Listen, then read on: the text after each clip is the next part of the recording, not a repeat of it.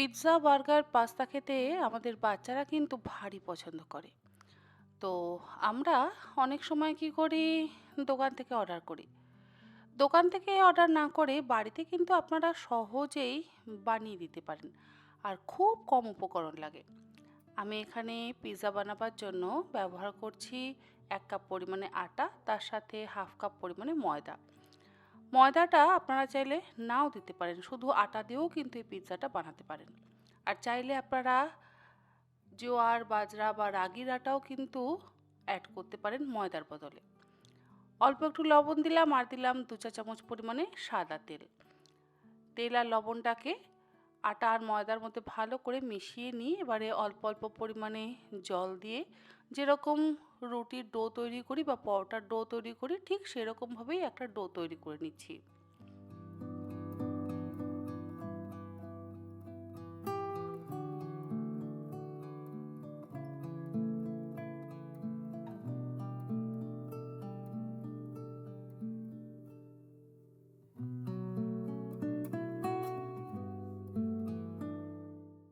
দেখুন একদম পরোটার ডোয়ের মতন কিন্তু আমরা ডোটাকে তৈরি করে নিয়েছি। এবারে এর থেকে ৪টে বড় বড় সাইজের লেচি কেটে নেব। যে পরিমাণে আটা আর ময়দা নিয়েছি তার থেকে কিন্তু ৪টে পিৎজা তৈরি হয়ে যাবে। বাচ্চারা এক একজন এক একটা পিৎজা কিন্তু খেতে পারে। যদি বেশি খেতে চায় সেটাও কোনো অসুবিধা নেই, তবে ৪ জনের জন্য যথেষ্ট।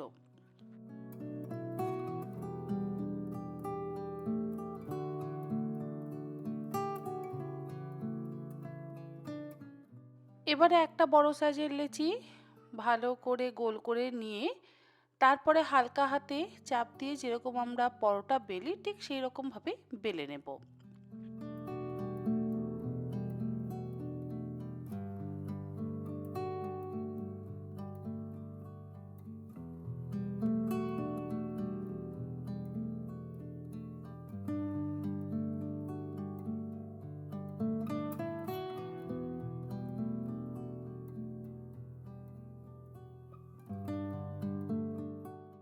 গোল পরোটা বেলে নেওয়ার পর এবারে মাঝখানে দিয়ে দিচ্ছি একটা চিজ স্লাইস। চিজ স্লাইসটা দিয়ে এবারে চারদিক থেকে আমরা ফোল্ড করে দেব। তবে তার আগে এই চিজ স্লাইসের ওপরে দেব অল্প একটু রসুন পাউডার। এটা অবশ্য অপশনাল, যদি থাকে তাহলে দেবেন আর যদি না থাকে তাহলে দেবেন না। আর দিচ্ছি সামান্য পরিমাণে একটু অরেগানো। পাস্তা বা পিৎজাতে অবশ্যই অরেগানো কিন্তু ব্যবহার করতেই হবে। এবারে এই মশলাগুলো দেওয়ার পর আমি চারদিক থেকে ফোল্ড করে দিলাম।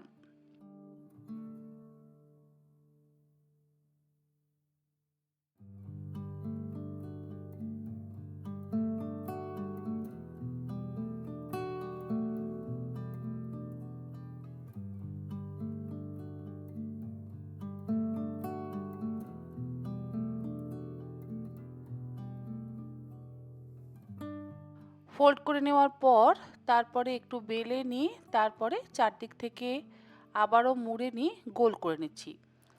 চৌকো করেও আপনারা চাইলে বেলতে পারেন, তবে যেহেতু পিৎজা গোলই ভালো লাগে সেই জন্য আমি যতটা সম্ভব ততটা গোল করে অল্প তেল দিয়ে বেলে নেব।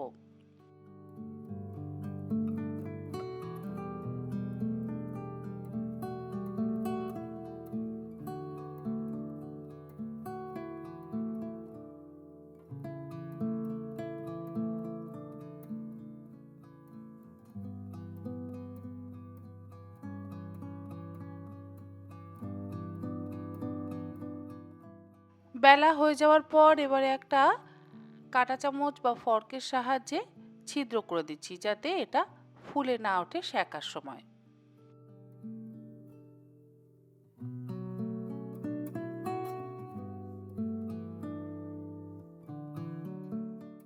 এরপরে তাওয়াতে দিয়ে দিলাম সামান্য পরিমাণে একটু তেল। তেলটাকে ভালো করে ব্রাশ করে দেব।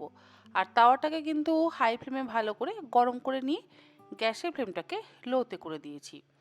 এবারে এই চিজ পরোটাটা তাওয়ার ওপরে দিয়ে দিলাম, তারপরে উল্টে পাল্টে দুপিঠ সেঁকে নিচ্ছি। খুব যে লাল করে সেঁকবার প্রয়োজন আছে তা কিন্তু একেবারেই নয়, দুপিঠ জাস্ট হালকা করে উল্টে পাল্টে সেঁকে নিলেই হবে। দুপিঠ উল্টে পাল্টে সেঁকে নেওয়া হয়ে যাওয়ার পর যে পিঠে আমরা ছিদ্র করেছি সেই পিঠেই দিয়ে দিলাম 1 চা চামচ পরিমাণে কাশ্মীরি লঙ্কার গুঁড়ো। কাশ্মীরি লঙ্কার গুঁড়োটা আপনারা কম পরিমাণেও ব্যবহার করতে পারেন, তবে এটা তো রঙের জন্য, ঝালের জন্য নয়। সস কিন্তু ব্যবহার করবেন না। দিলাম অল্প একটু অরিগ্যানো, অল্প একটু রসুন পাউডার, আর দিলাম সামান্য একটু তেল। এবারে এটা দিয়ে ভালো করে আবারও রুটির ওপরে মাখিয়ে নেব।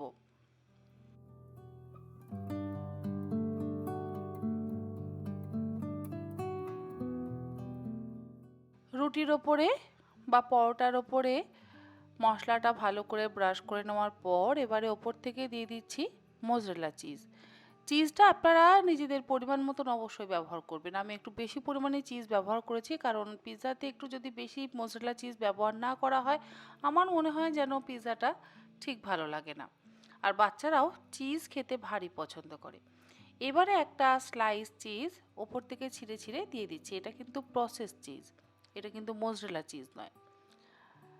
স্লাইস চিজটা ছিঁড়ে দেওয়ার পর এবারে ওপর থেকে দিয়ে দেব,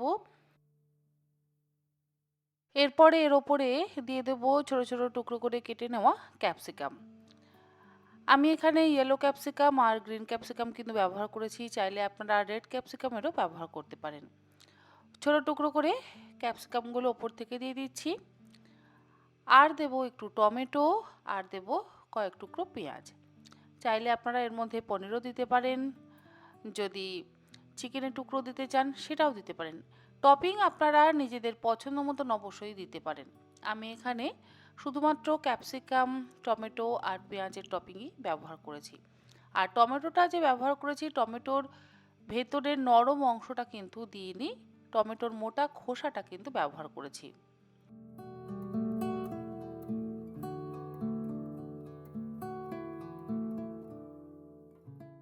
ভেজিটেবলসগুলো দেওয়ার পর ওপর থেকে দিয়ে দিলাম আবারও সামান্য পরিমাণে একটু অরিগ্যানো আর সামান্য পরিমাণে একটু চিলি ফ্লেক্স। লবণ ব্যবহার করছি না, কারণ চিজে যথেষ্ট পরিমাণে লবণ আছে। যদি আপনাদের মনে হয় আপনারা লবণ অবশ্যই দিতে পারেন। এবারে ঢাকা দিয়ে লো ফ্লেমে 5 থেকে 7 মিনিট আমরা এইভাবে চিজটাকে মেল্ট হতে দেব। চিজ যতক্ষণ না মেল্ট হচ্ছে ততক্ষণ কিন্তু পিৎজা রেডি হবে না। চিজ মেল্ট হওয়া পর্যন্ত আমাদের অপেক্ষা করতে হবে। 7 মিনিট পর আমি ঢাকাটাকে খুলে নিলাম। দেখুন আমাদের খুব সহজে ঘরোয়া পদ্ধতিতে ক্রিস্পি পিৎজা কিন্তু তৈরি। আর এটাকে আপনারা থিন ক্রাস্ট পিৎজাও কিন্তু অবশ্যই বলতে পারেন। খুব সুন্দরভাবে কিন্তু পিৎজাটা কুক হয়েছে। আর আমি নিচেটা উল্টে দেখাতে পারছি না, ভীষণ সুন্দর অল্প অল্প লাল রং হয়ে যায় আর খেতে ভীষণ ভালো লাগে। ক্রিসপিনেসটাও থাকে আর ওপরে চিজের একটা লেয়ার থাকে।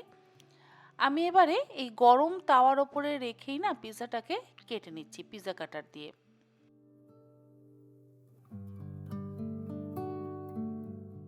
এরপরে এটাকে সার্ভ করছি। আশা করি আমার আজকের এই ঘরোয়া পদ্ধতির পিৎজার রেসিপি আপনাদের ভালো লাগলে আপনারা যখন ইচ্ছে বাড়ির বাচ্চাদের পিৎজা বানিয়ে খাওয়াতে পারেন এবং নিজেরাও খেতে পারেন। সন্ধেবেলা স্ন্যাক্স হিসেবে আপনারা অবশ্যই এরকমভাবে পিৎজা বানিয়ে দিতে পারেন। রেসিপিটা কেমন লাগলো অবশ্যই জানাবেন, আর বাড়ির বাচ্চারা যদি বায়না করে এইভাবে পিৎজা বানিয়ে অবশ্যই খাওয়াবেন। আজকের মতন এই পর্যন্ত। এরকম আরও অনেক নিত্য নতুন রেসিপি নিয়ে আমি তন্নিশিকা হাজির হয়ে যাব তন্নির পাকশালাতে। আপনারা সকলে ভালো থাকবেন, সুস্থ থাকবেন। ধন্যবাদ।